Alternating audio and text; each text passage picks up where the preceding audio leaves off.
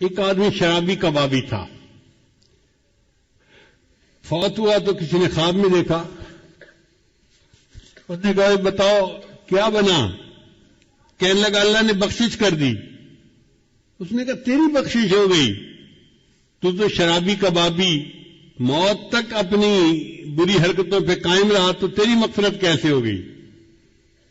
کہنے لگا میں برا تو تھا، لیکن جب میری موت کا وقت قریب آیا، یعنی وہ جو نزع کی کیفیت ہوتی ہے، تو بندے کو پتہ چل جاتا ہے کہ اب میرا جانے کا وقت قریب آ گیا،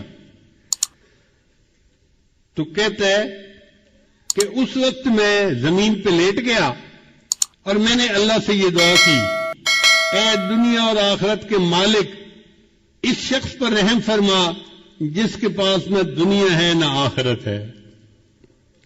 اے دنیا اور آخرت کے مالک، اس شخص پر رحم فرما جس کے پاس نہ دنیا ہے نہ آخرت ہے۔ میرا یہ عاجزی کے الفاظ کہنا اللہ کو اتنا پسند آیا، اللہ نے سب گناہوں کو معاف کر دیا۔